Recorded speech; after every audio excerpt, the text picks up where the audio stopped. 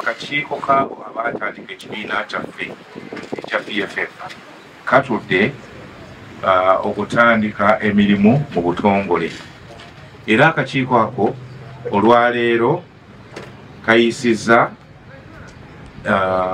guidelines, amateeka agagenda okufuga engeri gye tugenda okufuna bakandidate b'ekibiina. Akakiiko katudde olwaleero kasazeewo nti oyo yenna alowooza nti ekifo ky'obwa pulezidenti nga yeesimba ku tiketi yaffe ya PFF, nga yenna oyo ali ebwereeyo ng'alowooza ekifo kimugwanidde, ajja kusasula obukadde 2.5 ng'akomyawo empapula.